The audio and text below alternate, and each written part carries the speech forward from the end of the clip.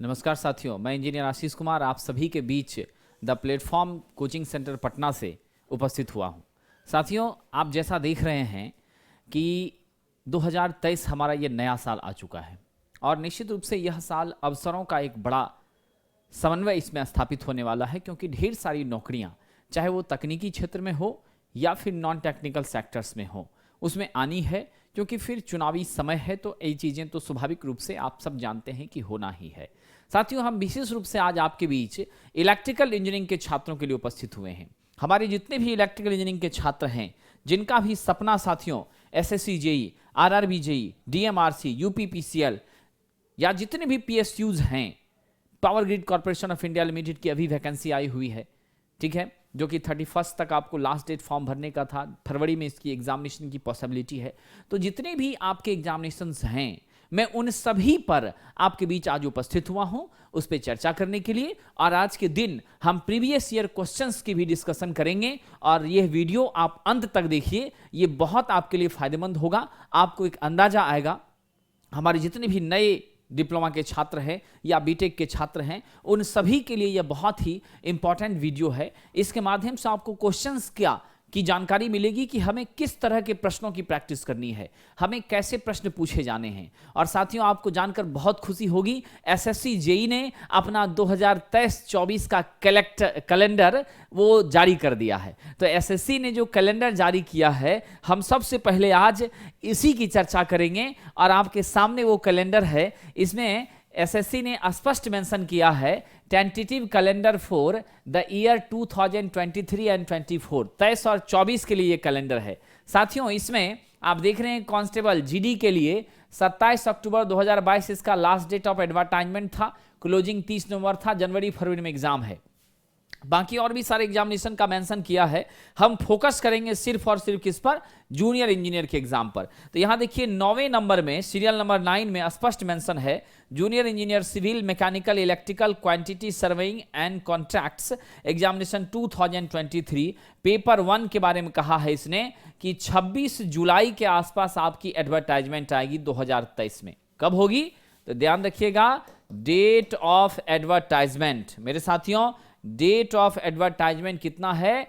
26 जुलाई, ठीक है, 2023 जेई का। किसका साथियों? एसएससी जेई का, ठीक। उसके बाद जब हम आगे बढ़ते हैं तो क्लोजिंग डेट है 16 अगस्त, यानी आपको फॉर्म लास्ट डेट कब है फॉर्म भरने का? फॉर्म भरने का मेरे साथियों लास्ट डेट है 16 अगस्त 2023। उसके बाद आपकी एग्जामिनेशन की जो पॉसिबिलिटी इन्होंने बताई है, इन्होंने कहा है कि एग्जाम इस बार तो एसएससी ने बिल्कुल सही समय पर एग्जाम ले लिया था। 2022 में आपने देखा था नवंबर में एग्जाम ले लिया था। इसमें इन्होंने बताया है कि एग्जाम की जो पॉसिबिलिटी है वो हम अक्टूबर 2023 में आपका एग्जाम लेंगे। यानी अल्टीमेटली अगर आप देखें तो आज के डेट से एग्जैक्ट 10 महीने आपके पास हैं। टोटल कितने हैं? एग्जैक्ट 10 मंथ हैं। मेरे जितने भी छात्र, जो भी मेरे विद्यार्थी डिप्लोमा फाइनल ईयर में हैं, यानी 5th सेमेस्टर करके 6 में पहुंच रहे हैं, तो जितने भी बच्चे डिप्लोमा 6 सेम में हैं या जितने भी छात्र पास आउट हैं, मैं उन सभी को कहना चाहता हूं, आप इस महत्वपूर्ण समय का निश्चित रूप से उपयोग करिए और ये 10 महीने आप जम करके तैयारी करिए, क्वेश्चनों की प्रैक्टिस करिए। अगर आप लग जाएंगे ना तो हो जाएगा, इसमें कोई संदेह नहीं है। अगर आप ठान लेंगे और आप लग जाएंगे तो असंभव नहीं है। और खास करके जो 6 सेमेस्टर के बच्चे हैं उनके लिए तो बहुत बेहतर है, क्योंकि उनका सेमेस्टर का भी एग्जामिनेशन होगा जून के आसपास, और तब के बाद जून में जैसे सेमेस्टर की एग्जामिनेशन होगी उसके बाद वो फॉर्म भरने के लिए योग्य हो जाएंगे, रिजल्ट आ जाएगी। अल्टीमेटली आपकी देख लीजिए, तो अगर आप चाहते हैं बेहतर कैरियर, तो मुझे लगता है कि एसएससी जेई हर बार आया करता है प्रायः, और इस एक बहुत ही बेहतर नौकरी होती है। तो आप निश्चित रूप से इसके लिए सोच सकते हैं। और एसएससी जेई के लिए अगर आप तैयारी का मन बनाते हैं तो यह तैयारी आपको हर परीक्षाओं में काम आती है, चाहे वो आरआरबी हो, चाहे यूपीपीसीएल हो, चाहे Bihar state power holding company limited हो। जितनी भी वैकेंसीज अपकमिंग्स हैं उन सारे वैकेंसियों में ये पढ़ाई आपको बहुत मददगार है। और हाँ, नॉन टेक को भी जम के अभी से लग जाइए। हमारी नई बैचेस भी आ रही हैं 17 जनवरी से एसएससी जेईई की फाउंडेशन बैच हमारी स्टार्ट हो रही हैं, ठीक है, हम उसके बारे में भी बात करेंगे। लेकिन आज हम सबसे पहले देखते हैं कि एसएससी जेईई में प्रीवियस क्वेश्चंस कहां से पूछे गए 2021 में, 2022 में, इन सभी सेशंस में, इन सभी सालों में, या फिर 2018 में, 19 में आपको कैसे प्रश्न पूछे गए हैं, क्या प्रश्न रहा है। हम उन प्रश्नों पर चर्चा आपके बीच करते हैं जिससे आपको अंदाजा आएगा और आपको यह पता चलेगा कि हमें मेहनत किस हिसाब से करनी है, ठीक है। ये सभी प्रश्न प्रीवियस ईयर के क्वेश्चन हैं, ठीक है। मैं उस पर आता हूं। हमारा पहला सवाल देखिए आज का क्या है। निम्न में से कौन सा कथन ओम के नियम के लिए सही है? Which of the following statement is true about the Ohm's law? साथियों, आप जानते हैं ओम्स लॉ के बारे में कि कह रहा है ओम का नियम डायोड पर लागू होता है। साथियों, ये गलत है। ओम का नियम डायोड पर लागू नहीं होता है। ये बात तो बिल्कुल सही लग रहा है, ठीक है, इसमें कोई शक नहीं है। अगला चेक करते हैं। Ohm's law is applicable to voltage regulator? No, बिल्कुल वोल्टेज रेगुलेटर पे काम नहीं करता है। Ohm's law is applicable to transistor? बिल्कुल नहीं। आप जानते हैं वोल्टेज रेगुलेटर में हम लोग जीनर डायोड का यूज करते हैं। किसका यूज करते हैं? जीनर डायोड का। साथियों, आपको पता है ना, आपकी जो वोल्टेज रेगुलेटर है इसका काम है वोल्टेज को बढ़ाना और घटाना, not to control the speed.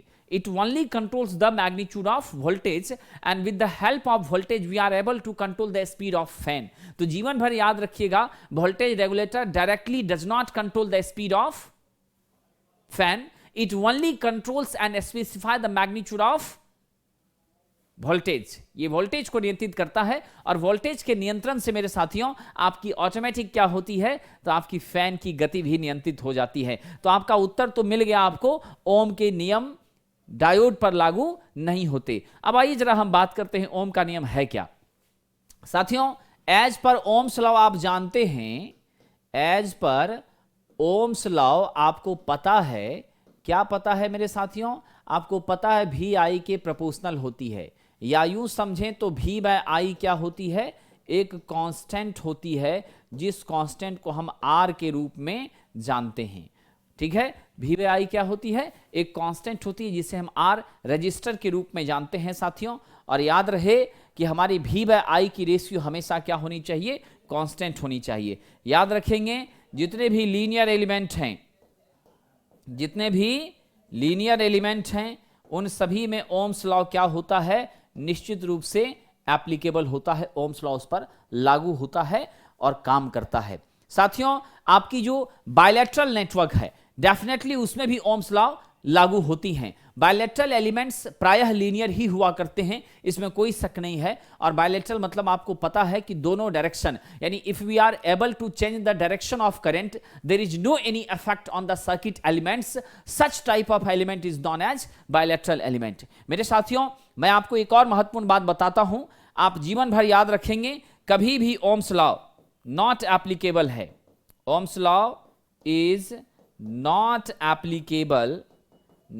Applicable in किसमें? नॉन लीनियर सर्किट में या नॉन लीनियर एलिमेंट में। नॉन लीनियर एलिमेंट की अगर बात करते हैं तो कौन हो गए? आपके जितने भी इलेक्ट्रॉनिक्स के कंपोनेंट हैं, जितने भी क्या हैं आपके इलेक्ट्रॉनिक्स के कंपोनेंट हैं, उन सभी में ओम का नियम लागू नहीं होता। आपके ट्रांजिस्टर में नहीं होता, आपके डायोड में नहीं होता, आपके निश्चित रूप से मेरे साथियों एससीआर में भी नहीं होता, सिलिकॉन कंट्रोल रेक्टिफायर में भी नहीं होता। तो आप इसको याद रखेंगे। चलिए हम आगे बढ़ते हैं और अगले प्रश्न को देखते हैं। अगला प्रश्न क्या है? हमारा अगला प्रश्न है, a 10 ohm, what will be the potential difference भी between the end of resistor of 10 ohm resistance when the current passing through the resistor is 3.5 ampere। मतलब साथियों इस प्रश्न में आपको कह रहा है कि रेजिस्टेंस का मान कितना है? 10 ओम है। फिर आपको क्या कह रहा है? आपकी करंट कितनी है? 3.5 एम्पियर है। आपसे पूछ रहा है वोल्टेज कितना होगा। तो सपोज कर लीजिए किसी रजिस्टर का मैग्नीट्यूड 10 ओम और उसके सापेक्ष आपको वोल्टेज नहीं मालूम है, यानी V बराबर वाट है, और करंट आपकी I कितनी है? 3.5 है। साथियों ओम के नियम से आपको क्या पता है? आइए मैं प्रैक्टिकल एप्लीकेशन बताता हूं। V इक्वल टू क्या होता है? I into R. I equal to क्या होता है? V by R. R equal to क्या होता है? V बाय I होती है। आप सभी को मालूम है, इसे हम वोल्ट में मेजर करते हैं, इसे हम एम्पियर में मेजर करते हैं, इसे हम ओम में मेजर करते हैं। ठीक है, अब यहां से बहुत आसानी से जब कभी भी न्यूमेरिकल रहे, देखिए बहुत बड़े या बहुत भारी न्यूमेरिकल नहीं पूछे जाते, जितने भी न्यूमेरिकल्स होते हैं वो सारे कंसेप्चुअल बहुत ही मजेदार क्वेश्चंस होते हैं। बस इसमें समय मैनेजमेंट, टाइम प्रबंधन बड़ा मायने रखता है। अगर टाइम मैनेजमेंट आपका प्रॉपर है तो बहुत दिक्कत आपको नहीं आती है। हम बताएंगे आपको स्ट्रैटेजी, विनिंग स्ट्रैटेजी इस 10 मंथ में आप किस तरीके से पढ़ेंगे जिससे आपकी क्या होगी, एसएससी जेईई निश्चित रूप से आप क्वालिफाई कर जाएंगे। तो ऐसे केस में आपको v बराबर सिंपली क्या करना है, i इंटू आर करना है। तो आप कर दो 10, आपकी कितनी है साथियों, आपकी i का मान है 3.5, r कितना है 10, आफ्टर सॉल्विंग कितना हो गया 35 वोल्ट। तो right answer is which one, option number A 35 volt. Clear, ठीक है। चलिए आगे बढ़ते हैं, अगले प्रश्न की ओर चलते हैं। निम्न में कौन सा विद्युत शक्ति का सही व्यंजक है? Which of the following is the correct expression for the electrical power? Electrical power का करेक्ट एक्सप्रेशन कौन सा है? साथियों मैं आपको बता दूं, हमारी जो इलेक्ट्रिकल पावर होती है जनरली P इक्वल टू क्या होता है, V इंटू आई। हम V के बदले में I इंटू आर लिखें और फिर यहां I हो गया। After solving we write the magnitude I square R. Further we can easily write here V into I के बदले में आप क्या लिखेंगे, V by R लिखेंगे। After solving we get the magnitude V square by R। Finally we write the magnitude of power like as P equal to VI and also it is equal to I square by R and also it is equal to V square by R। The equations that similar with these all, जो equation इन सभी से मिलता जुलता है, we consider the right option. अब देखिए तो कौन मिल रहा है आपको, VI है कहीं पर, ये VR है, ये तो बिल्कुल नहीं होगा। V स्क्वायर बाय R है, बिल्कुल नहीं होगा। आपका V बाय R है, ये तो करंट के बराबर हो जाएगी, ये भी पावर नहीं है। हाँ, एक मिला D जो कि क्या है V स्क्वायर बाय R। तो right answer is which one, V square by R। याद रखेंगे, ये बहुत ही बेसिक कंसेप्ट है साथियों। और मैं आपको बता दूं कि जो नेटवर्क थ्योरी है, जिस चैप्टर के ये प्रश्न आपके बीच हैं, ये बहुत ही वैल्यूएबल है विशेषकर एसएससी जेईई के लिए। नेटवर्क थ्योरी से 30 क्वेश्चंस, ठीक है, 28 to 30 questions definitely her exam में एसएससी जेईई में पूछे जाते हैं। इसलिए आपको नेटवर्क थ्योरी का कंसेप्ट तो बेहतर करना बहुत ही महत्वपूर्ण आपके लिए है साथियों। चलिए हम नेक्स्ट प्रश्न की तरफ चलते हैं। निम्नलिखित में कौन सा ओम के नियम का विवरण है? Which of the following is the statement of Ohm's law? ठीक है, ओम्स लॉ क्या कहता है? ये बहुत ही बेसिक लॉ था। जब हम इलेक्ट्रिकल इंजीनियरिंग की पढ़ने की शुरुआत करते हैं तो इलेक्ट्रिकल इंजीनियरिंग का 5 एलिमेंट जबरदस्त होता है मेरे साथियों। एक आपकी वोल्टेज, दूसरी आपकी करंट, और बाकी 3 आपका पैसिव एलिमेंट। वोल्टेज करंट तो एक्टिव था, एनर्जी देने का काम कर रहा था, और पैसिव में आपकी रजिस्टर, इंडक्टर और कैपेसिटर, ये तीनों। इसी पांचों पर पूरी इंजीनियरिंग की, हमारी जो है नेटवर्क थ्योरी की पूरी कहानी इसी के चारों तरफ होती है। अब ये वोल्टेज सोर्स हो सकता है डीसी हो या हो सकता है एसी हो, बट पूरी कहानी इसी के चारों ओर होती है, इसमें कोई शक नहीं है। अब देखिए चौथे का उत्तर आप क्या देंगे, तो मैं आपको बता दूं, ओम के नियम से अगर आपने टेम्परेचर को कांस्टेंट रखा, if we kept the temperature constant, then the magnitude of potential applied across a conductor is definitely proportional to the current passes through that conductor। ठीक है, यानी अगर आपने टेम्परेचर को, प्रेशर को, एयर को, या जो भी आपकी सर्कमस्टांसेस है फिजिकली, उन सभी को कांस्टेंट रखा। अब यहां पे अब बहुत सारी बातें नहीं करेंगे क्योंकि हमारी डायरेक्टली रेजिस्टेंस आपके टेम्परेचर से अफेक्टेड होती है, क्योंकि आपकी जो कंडक्टर होती है that are positive temperature coefficient उसमें होती है। और पॉजिटिव टेम्परेचर कॉफिशिएंट का मतलब होता है if we are increasing the magnitude of temperature then definitely the resistance of the conductor must be increases. अगर ऐसी परिस्थितियां बन रही है तो आप इससे समझ लो कि क्या होगा कि आपकी रेजिस्टेंस के बढ़ने से करंट आपकी स्वाभाविक रूप से कम हो जाएगी, तो वोल्टेज और करंट के बीच में प्रोपोर्शनल का जो रिलेशन है ये नहीं रह पाएगा। तो इस कारण मेरे साथियों हम यहां पर क्या करते हैं, हम विशेष रूप से टेम्परेचर को क्या करते हैं, कांस्टेंट। तो वी आप ध्यान रखेंगे, अगर हम टेम्परेचर को कांस्टेंट मेंटेन करें तो V क्या होती है, I के प्रोपोर्शनल होती है। यू समझें तो V बाय I क्या होता है, R के बराबर, यानी ये कांस्टेंट के बराबर होता है। इस दोनों के बीच का रिलेशन कैसा होता है, लीनियर होता है। आप याद रखेंगे always the VI characteristics as per Ohm's law is definitely कैसी होगी, लीनियर होगी। क्या होगी साथियों, लीनियर होगी। तो आपका उत्तर क्या हो जाएगा देख लेते हैं। वोल्टेज हमेशा धारा के बराबर होता है, गलत है। वोल्टेज हमेशा विद्युत क्रमानुपाती होता है करंट के। वोल्टेज धारा के क्या होती है, विद्युत धारा वोल्टेज से सीधे समानुपाती होती है। That is correct answer. V is directly proportional to I। विद्युत धारा वोल्टेज पे ये गलत है, तो राइट आंसर आपका क्या मिला, ऑप्शन नंबर सी मिला। इसे हमेशा ध्यान रखेंगे। चलिए अगले प्रश्न की ओर चलते हैं। देखिए हमारा अगला प्रश्न क्या है, ओम का नियम निम्न में किसके लिए लागू होता है। ठीक है, कहां पर ये एक्सेप्टेबल है ओम का नियम।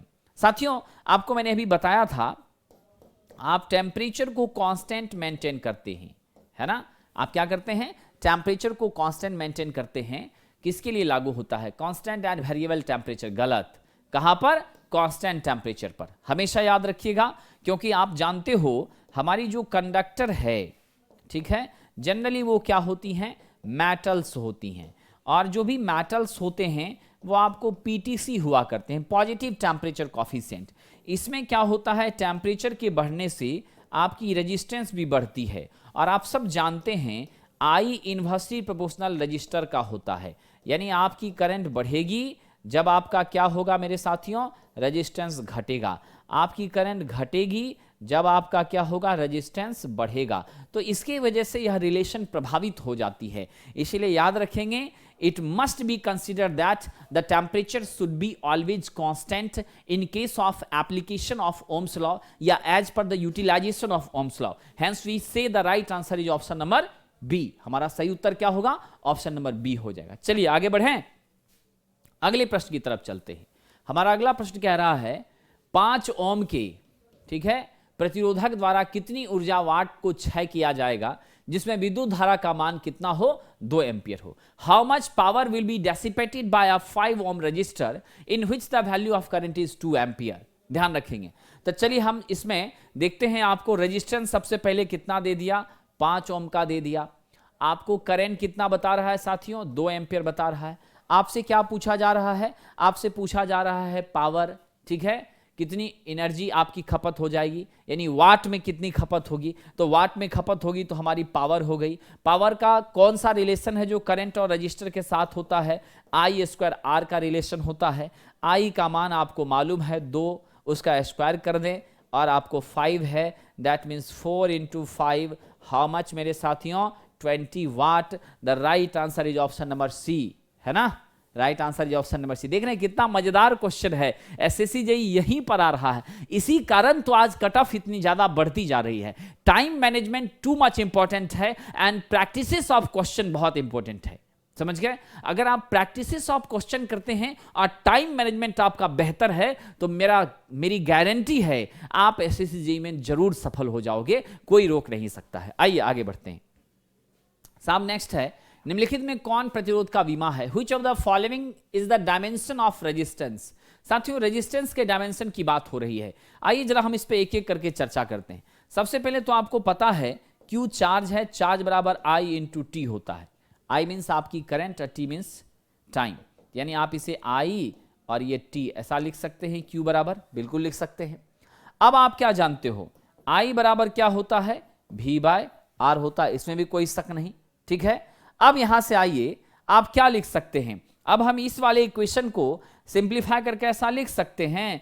अब चलिए तो Q बराबर आपको क्या मिला था, I × T मिला था ना। अब I की जगह पे आप क्या रख दो, V/R × T। कोई कष्ट, I के बदले में V/R × T, यहां Q क्या Q हमने ले लिया। अब इसको सिंप्लीफाई करिए। आपको क्या पता है मेरे साथियों, आपको पता है V बराबर क्या होता है, W/Q होता है, वर्क बाय चार्ज। V बराबर क्या होता है, W/Q यानी वर्क बाय चार्ज होता है ना। अब यहां से आप क्या लिख सकते हैं, देखिए बड़ा ही आसान है। यहां से अब आप लिख सकते हो V के बदले में W/Q हो गया, V बराबर क्या हो गया, W/Q। अब यहां से आप क्या लिखेंगे बताइए जरा, Q × R बराबर VT है, Q × R बराबर क्या हो गया, V × T। तो यहां से हम ऐसा लिख सकते हैं, जरा गौर कीजिएगा, R × Q बराबर V × T। इस वाले इक्वेशन से R × Q बराबर V × T आराम से लिख देंगे। अब जब ऐसा लिख देंगे, यहां से R बराबर क्या मिल गया, V × T/Q मिल गया कि नहीं मिल गया, V × T/Q। बहुत आसान है। अब V के बदले में आप क्या जानते हैं, आप जानते हैं W/Q। मैं यहां लिख दूं W इंटू टी, और नीचे Q था तो Q का स्क्वायर हो गया। W वर्क के बारे में आपको पता है क्या होती है, फोर्स इंटू डिस्प्लेसमेंट, फोर्स का होता है ना साथियों MLT पे पावर -2, और यहां आपका क्या हो गया, डिस्प्लेसमेंट का L हो गया। तो सिंप्लीफाई करेंगे तो क्या मिलेगा, ML के पावर 2 T के पावर -2। अल्टीमेटली हम यहां लिखें ML के पावर 2 T के पावर -2 इंटू टी बटा Q का स्क्वायर। अब इसको सॉल्व करिए।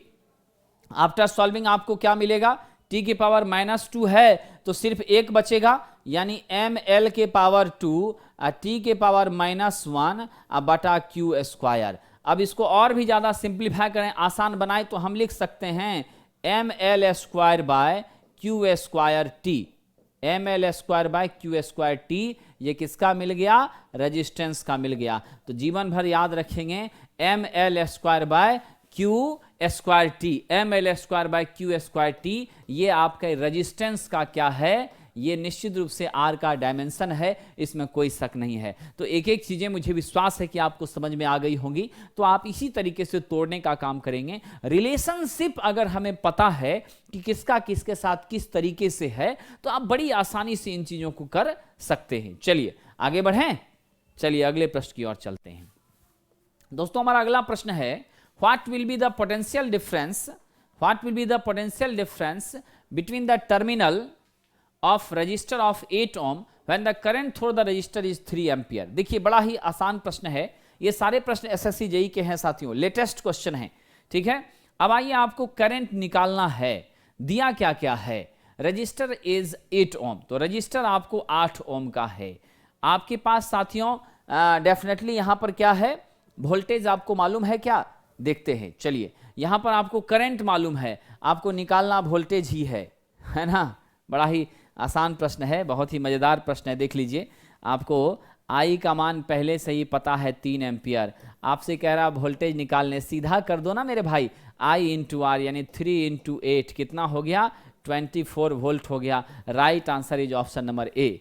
बहुत ही मजेदार क्वेश्चन। अगले प्रश्न की ओर, ऐसे प्रश्नों को बनाने में तो 1 सेकंड का भी समय नहीं लेना है, ठीक है। आइए जरा एक छोटी जानकारी दे दूं, 2023 का जो एसएससी जेईई है, जो कि निश्चित रूप से आपका कब होना है, अक्टूबर में होना है, और 10 महीने का आपके पास समय है। तो इस 10 महीने के लिए हम फाउंडेशन बैच आपके लिए लेकर आए हैं, और ये फाउंडेशन बैच इलेक्ट्रिकल इंजीनियरिंग और इलेक्ट्रॉनिक्स के छात्रों के लिए है। और साथियों ये साल भर की वैलिडिटी है, 17 जनवरी से हमारी ये बैच स्टार्ट हो रही हैं। ऑनलाइन में 1999 यानी 1999 रुपए में ये कोर्स आपको मिलेगा, ठीक है। और निश्चित रूप से अनलिमिटेड वीडियो एक्सेस होगी, ऑफलाइन में भी ये कोर्सेज चल रही हैं, ठीक है। और इसकी क्लासेस आपकी होंगी 3 to 5 PM, और ये 8 महीने का टोटल कोर्स है, 8 मंथ का, जिसमें हम आपको टोटल इंपॉर्टेंट सब्जेक्ट्स पढ़ाएंगे। आपको नेटवर्क पढ़ाएंगे, आपको निश्चित रूप से हम मशीन पढ़ाएंगे, पावर सिस्टम पढ़ाएंगे, मेजरमेंट पढ़ाएंगे, उसके बाद आपकी यूटिलाइजेशन पढ़ाएंगे, एस्टिमेशन कॉस्टिंग की क्लासेस देंगे, कंट्रोल पढ़ाएंगे, और फिर आपको हम पावर इलेक्ट्रॉनिक्स का कंसेप्ट भी बताएंगे, और बेसिक इलेक्ट्रॉनिक्स भी पूरी तरह से हम पढ़ाएंगे। ये सारे जितने पेपर्स हैं, ये सभी पेपर्स आपको एसएससी जेईई में तो हैं ही साथियों, बाकी आपके दूसरे एग्जामिनेशंस जितने भी आपके अदर एग्जामिनेशंस हैं, लाइक आपका डीएमआरसी, ठीक है, लाइक आपका आरआरबी जेईई, लाइक आपका यूपीपीसीएल, लाइक आपका Bihar state power holding company limited, या जितने भी स्टेट जेईई हैं, बीएसएफ के लिए जेईई है, दिल्ली डेवलपमेंट अथॉरिटी का है, डीएफसीसीआईएल है, बीटीएससी है, बीटीएससी में भी अब एग्जाम लेना शुरू हो गया है। तो इसलिए करके सारे तरह की परीक्षाओं में आपको मदद करने वाला है। तो याद रखेंगे, बाकी जेईई की परीक्षाओं में डिप्लोमा वाले छात्र सभी जगह योग्य हैं, एसएससी जेईई में बीटेक वाले छात्र भी योग्य हैं। तो आप निश्चित रूप से हमसे जुड़ सकते हैं और पूरी तैयारी कर सकते हैं। हम आपको स्टडी मटेरियल प्रदान करेंगे, चैप्टर वाइज प्रीवियस क्वेश्चंस आपके बीच चर्चा होगी, स्पेशल डाउट क्लासेस आपको वीकेंड में लगाया जाएगा, और रेगुलर मंडे टू फ्राइडे ये क्लासेस चलेंगे साथियों, ठीक है। तो आप जम करके पढ़ाई करें, और अब की बार एसएससी जेईई में सफल होने की पूरी मानसिकता अपने मन में प्रण लेकर के आप भिड़ जाइए। चलिए आगे बढ़ते हैं। हमारा अगला क्वेश्चन है, एक 40 ओम के प्रतिरोध में what will be the value of current through a resistor of 40 ohm when the potential difference between two end of resistor is 20। यानी आपको वोल्टेज कितना दे दिया इसने, आपको इसने वोल्टेज दे दिया है साथियों 20 वोल्ट, हाँ ठीक है। रेजिस्टेंस का मान है कितना, 40 ओम। अब आपसे पूछ रहा है वैल्यू ऑफ करंट, यानी आई पूछ रहा है। आप ओम्स लॉ से जानते हैं आई बराबर क्या होगा, V बाय आर। पुट कर दीजिए 20/40 आफ्टर सॉल्विंग 1/2, यानी क्या हो गया 0.5 ampere. Right answer is B. ठीक है, right answer is option number B. चलिए अगले प्रश्न की ओर चलते हैं। हमारा नया प्रश्न है ओम के नियम का सही रूप क्या है। दोस्तों अभी मैंने आपको बताया था ओम के नियम के माध्यम से आपकी आई और भी, यानी भी आई कैरेक्टरिस्टिक्स ये कैसी होती है साथियों, लीनियर होती है। ये थीटा आपका क्या है, स्लोप को बताता है। ठीक, यहां पर आप देख रहे हैं ये रिलेशन कैसा है, लीनियर रिलेशन है। कैसा रिलेशन है, लीनियर रिलेशन है। और यहां से स्पष्ट है यही स्लोप आपकी निश्चित रूप से रेजिस्टेंस को मैग्नीफाई करती है। अल्टीमेटली यहां से आपको मिलता है V बराबर आई इंटू आर, आई बराबर V by R, R equal to V by I. अब देखिए तो इसमें कौन सा आपके साथ मैच कर रहा है मेरे साथियों, गौर करिए तो I बराबर वी आर, ये कहीं से भी सही है क्या, बिल्कुल नहीं है, गलत है। V बराबर आई आर, हाँ ये ठीक है, समझ गए। उसके बाद आपका क्या है, V प्रोपोर्शनल टू I, हाँ ये भी सही है, इसमें कोई शक नहीं है। लेकिन जो सबसे फैक्ट है बोथ V I प्रोपोर्शनल एक दूसरे का, V equal to I R होता है। ठीक है, ये दोनों चीजें आपकी क्या है, सही है। यानी ऑप्शन नंबर सी भी सही है, ऑप्शन नंबर बी भी सही है। दोनों को मिला दिया तो राइट आंसर क्या हो गया, ऑप्शन नंबर डी। तो यहां से आप यकीन रखिए which one is correct, right answer is option number D. Next, Ohm का नियम किस पर लागू नहीं होता। अभी जस्ट हमने आपको बताया था पिछले प्रश्नों में, है ना। आप जानते हैं मेरे साथियों ओम का नियम किसी भी कीमत पर कहां पर लागू नहीं होता है, कार्बन प्रतिरोध पर बिल्कुल लागू होता है। ठीक है, याद रखिएगा साहब, ओम्स लॉ कभी भी नॉन ओहमिक कंडक्टर पर नहीं लागू होता है। ओम्स लॉ कभी भी नॉन ओहमिक कंडक्टर पर नहीं लागू होता है। यहां जैसे मैं अभी बता रहा था पिछले क्वेश्चन में, मैंने कहा था स्लोप, याद रखिएगा यहां स्लोप आपकी क्या है, r equal to ten theta है। और यहां से टेन थीटा करेंगे तो क्या मिलेगा, V बाय आई मिलेगा। इसीलिए मैंने इसको स्लोप कहा था। आप बिल्कुल इस बात को लेकर के ध्यान रखेंगे। और यहां पर बात है कि ओम का नियम लागू नहीं होता है, तो ओम का नियम लागू नहीं होता है किस पर, कार्बन प्रतिरोध पर होता है। ठीक है, किस जगह पर लागू होता है, यहां पे लागू होता है। यानी कि आपको मैं बता दूं, गंभीरता से समझिएगा इस चीज को, ओम का नियम कार्बन प्रतिरोध पे बिल्कुल लगेगा। ये छोटा प्रतिरोध होता है, हम लोग इसमें बहुत कंफ्यूजन में रहते हैं, इसीलिए मैं आपके बीच इस बात की चर्चा कर रहा हूं। सभी छात्र जीवन भर याद रखेंगे ओम का नियम कार्बन प्रतिरोध पर लागू होता है, एकदम होता है। कार्बन प्रतिरोध छोटे छोटे रजिस्टर होते हैं जिसमें कलर कोडिंग आप लोग करते हैं, तो इसमें भी लागू होता है। ठीक है, जो भी मैं टिक कर रहा हूं होता है। कम घनत्व वाले परिपथ, लो डेंसिटी वाला, करंट डेंसिटी वाला, उससे कोई फर्क नहीं पड़ता, होता है उसमें लागू। हाई वोल्टेज वाले सर्किट में एकदम लागू होते हैं ओम के नियम। आपके निर्वात नलिकाओं में, वैक्यूम ट्यूब्स में इसमें नहीं लगते हैं। तो आपका आंसर क्या हो गया, आपका आंसर हो गया ऑप्शन नंबर बी। आंसर क्या हो गया, ऑप्शन नंबर बी हो गया मेरे साथियों, ध्यान रखिएगा। ठीक है, which one is correct answer, option number B. अब मैं यहां पे एक चीज आपको याद दिला दूं, कहां कहां लागू नहीं होता है। तो सबसे पहले नॉन ओहमिक रजिस्टर में, किसमें, नॉन ओहमिक रजिस्टर में। उसके बाद आपका ध्यान रखेंगे वैक्यूम ट्यूब में, नॉन ओहमिक रजिस्टर में, वैक्यूम ट्यूब में। उसके बाद ट्रांजिस्टर में, ट्रांजिस्टर्स में, आपकी इलेक्ट्रोलाइट्स में, इन सारे जगहों पर ओम का नियम लागू नहीं होता है। ठीक है, तो आपको जवाब मिल गया, आंसर आपका क्या है, ऑप्शन नंबर बी है। चलिए आगे बढ़ें, नेक्स्ट आइए। निम्नलिखित में से किसके लिए वैध है, Ohm's law is valid for. साथियों याद रखेंगे ओम का लॉ वैलिड है किसके लिए, व्हिच ऑफ द फॉलोइंग। ध्यान रखेंगे गैर रेखीय उपकरण नहीं लगेगा, टेम्परेचर पर नहीं लगेगा, कांस्टेंट रखना पड़ेगा। सभी मेटल पर, ऐसी बात नहीं है, कंडक्टर्स पर लागू होती है।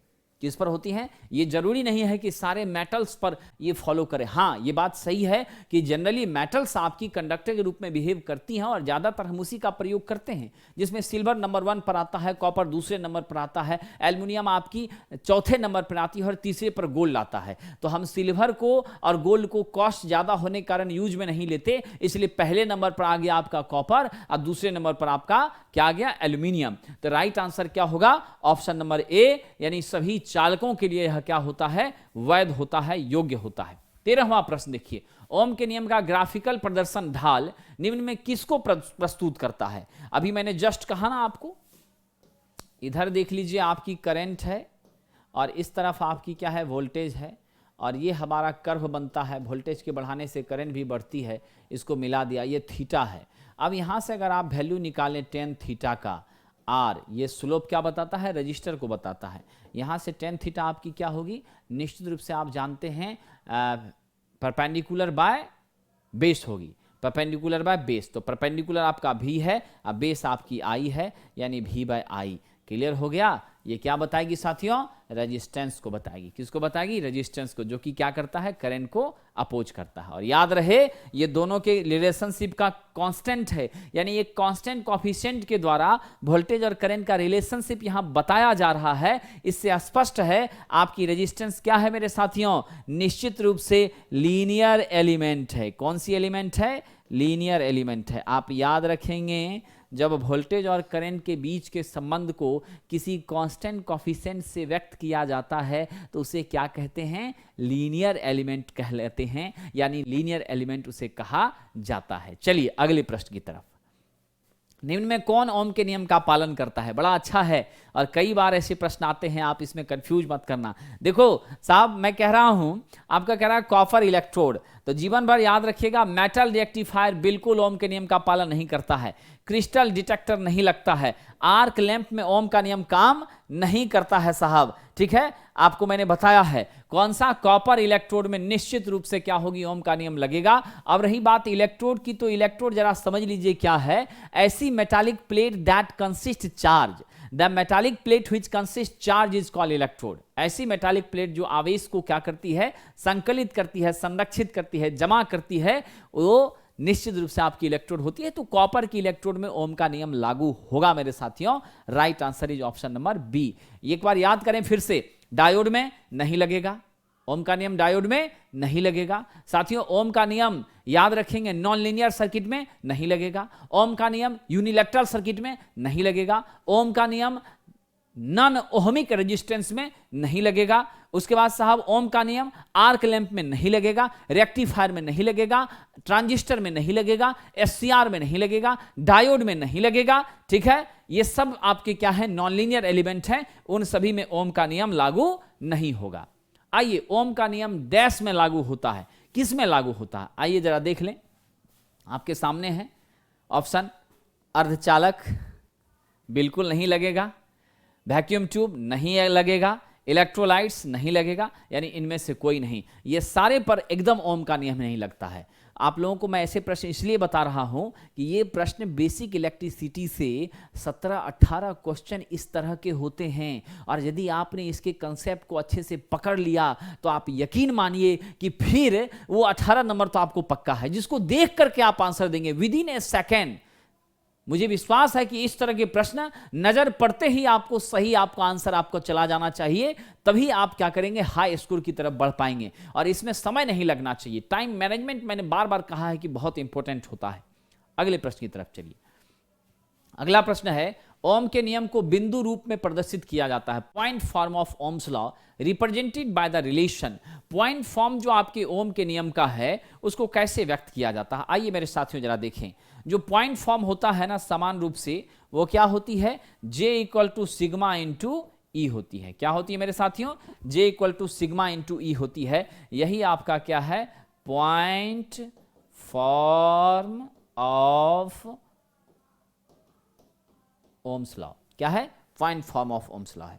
साथियों आप जानते हैं कि ये जो पॉइंट फॉर्म है इसका मतलब है रिलेशन किसके बीच में? रिलेशन है J के बीच में, सिग्मा के बीच में और E के बीच में। अब आप कहेंगे J क्या है? मेरे साथियों J यहां पर करंट डेंसिटी है। J क्या है? Current density. अब आप कहेंगे सर ये सिग्मा क्या है, तो साथियों सिग्मा यहां पर क्या है, कंडक्टिविटी। क्या है, कंडक्टिविटी। अब आप कहेंगे सर ये ई क्या है, तो जरा ध्यान रखिएगा, ई आपकी इलेक्ट्रिक फील्ड है। ई क्या है, आपकी इलेक्ट्रिक फील्ड है। ठीक है, ई क्या है, इलेक्ट्रिक फील्ड है। अब यहां पर ध्यान दो, मैंने क्या कहा था आपसे, V by I equal to R, ये कहा ना अभी, V by I equal to R. अब जब V by I equal to R होता है मेरे साथियों, तो यहां से देख लीजिए, आप आर का मैग्नीट्यूड जानते हैं, रो एल बाय ए होता है, इसमें कोई शक तो नहीं है। आर क्या होता है, रो एल बाय ए होता है। अब यहां वैल्यू पुट कर दीजिए। अब जब वैल्यू पुट करेंगे तो हम क्या लिखेंगे, V by I must be equal to rho L by A. कोई दिक्कत? अब आप यहां से रो एल बाय ए जब इसको मेंशन कर दिया, इसी चीज को हम दूसरे तरीके से भी कर सकते हैं। कैसे कर सकते हैं जरा देखिए, हम ऐसा लिख दें, V बाय आर बराबर आई। अब V बाय हमने कर दिया रो एल बाय ए, यहां पर आई।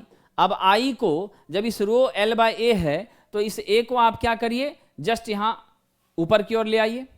ठीक है, क्योंकि हमें मालूम है आई जे बराबर हमें मालूम है आई बटा ए होता है, जे इंटू ए हो जाएगा, आई बराबर हो जाएगा ना साथियों, जे इंटू ए। तो चलिए यहां पर मैंने लिख दिया जे इंटू ए, तो क्या मिला, V बटा रो एल बाय ए बराबर जे इंटू ए। कोई दिक्कत तो नहीं। अब यहां का ए और ये ए, ये दोनों कैंसिल हो सकता है, एकदम हो जाएगा, बिल्कुल ये ए और ये कैंसिल हो जाएगा। अब इसी को जब कैंसिल हो जाएगा तो आप ऐसे लिख सकते हैं, ए भी, चलिए ए को ऊपर लिख दिया, ए भी बटा रो एल बराबर जे इंटू ए। ठीक है, अब यहां से ये ए और ये दोनों कैंसिल, अल्टीमेटली क्या बचा, 1 by rho into V by L बराबर J, A cancel, 1 by rho into V by L, 1 by rho आपका सिग्मा हो गया। अब V बटा एल क्या होता है मेरे साथियों, मालूम है आपको, V बटा एल आपकी क्या होती है, इलेक्ट्रिक फील्ड होती है, और ये जे का जे, तो हो गया जे इक्वल टू सिग्मा ई। हो गया कि नहीं हो गया, क्या मिल गया, जे इक्वल टू सिग्मा ई। तो यहां से देख लीजिए आप लोग, ये क्लियर हो गया, J equal to sigma into ई।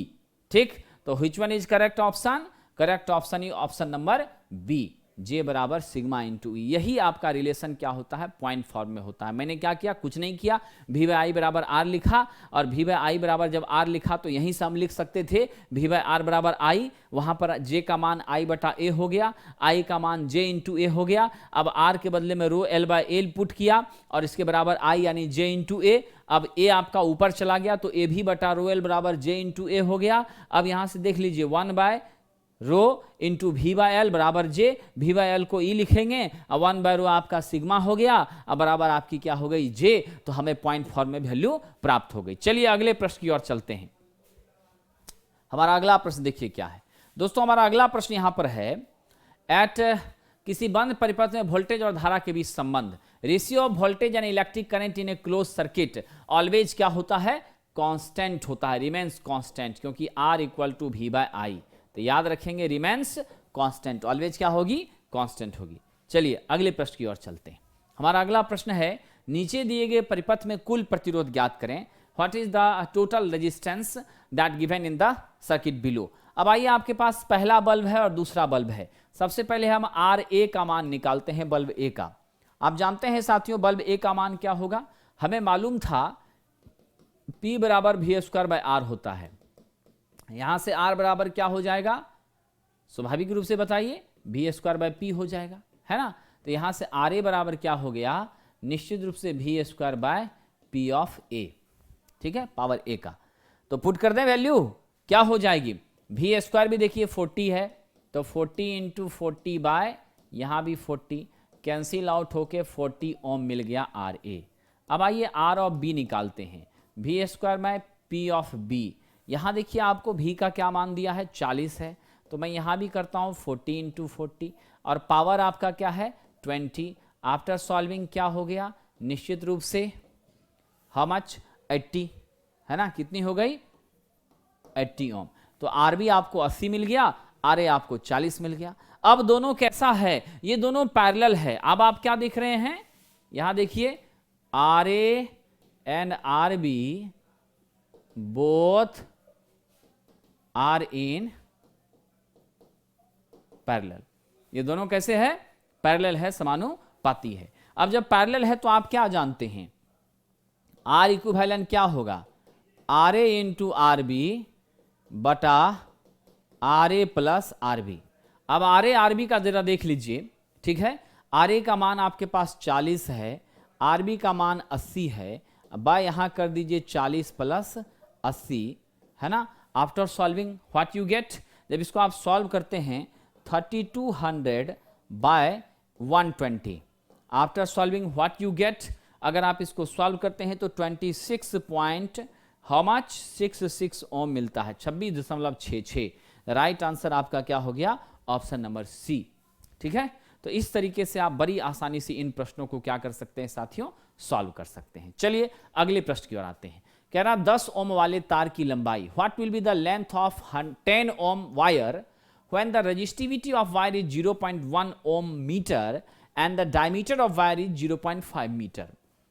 यानी देखिए इस प्रश्न में आपको क्या क्या दिया है, जरा उसको हम लोग देख लेते हैं, ठीक है। इस प्रश्न में साथियों सबसे पहले तो आपको रेजिस्टेंस का मान दे दिया इसने 10 ओम, रेजिस्टिविटी रो आपको इसने क्या कहा 0.1 ओम मीटर, ये इसका यूनिट होता है, ठीक है, ध्यान रखेंगे।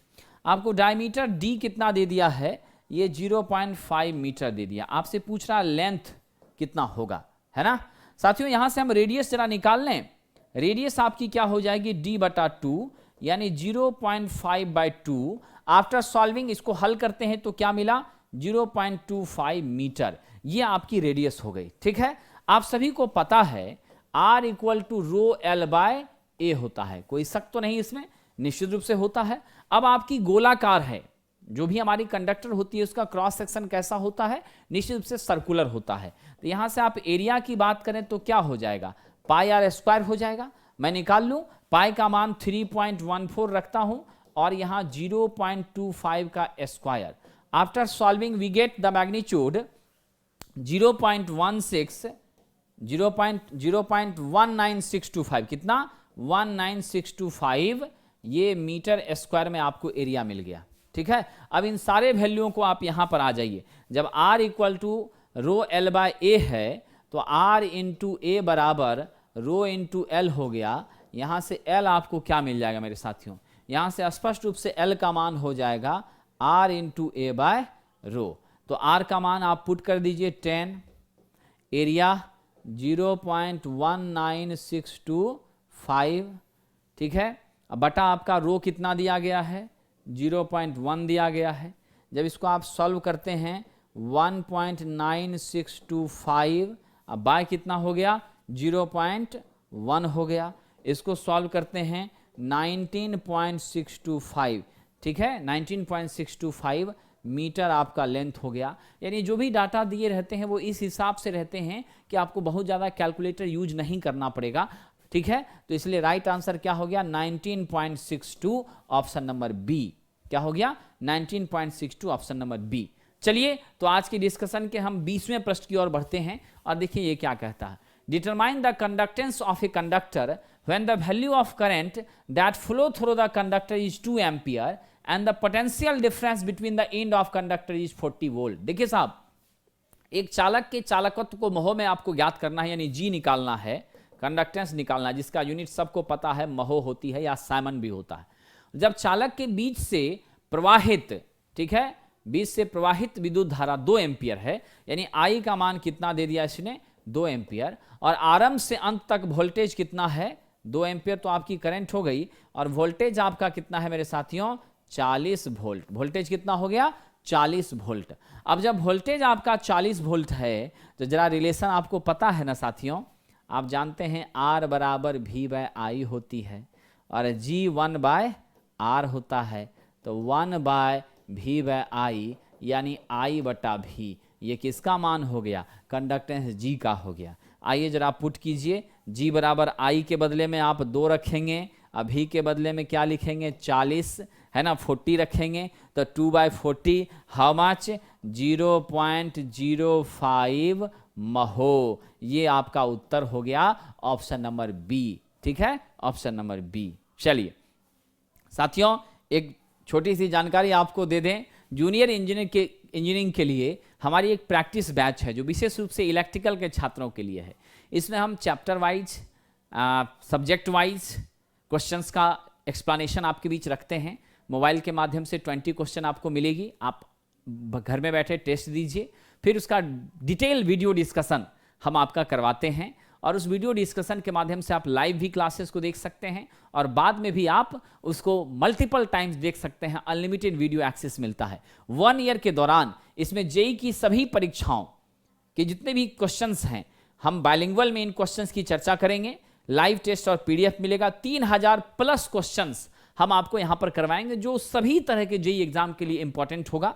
तो निश्चित रूप से आप द प्लेटफॉर्म ऐप को डाउनलोड कर हमसे जुड़ सकते हैं, इनरोल हो सकते हैं। और इसकी फी है साथियों 799। 12 से 1 PM के बीच में हम आपके बीच लाइव आकर के इसका डिस्कशन करेंगे और ये बहुत ही आपके लिए वैल्यूएबल होगा और आपकी काफ़ी मदद करेगा। तो आप निश्चित रूप से जूनियर इंजीनियर प्रैक्टिस सेशन से जुड़ें और हम आपके बीच उपस्थित होंगे और हम बराबर आपके बीच जेईई के प्रश्नों का, प्रीवियस प्रश्नों का डिस्कशन आपके साथ हम करते रहेंगे ताकि आप बेहतर से बेहतर चीज़ों को समझ पाएं और अपनी पढ़ाई में एक जान ला सकें और ये समझ सकें कि हमें किस तरह से पढ़ना है और कैसे हमें सफलता प्राप्त करनी है। तो आपके उज्जवल भविष्य की शुभकामनाओं के साथ आपसे विदा लेता हूं, फिर मिलूंगा साथियों।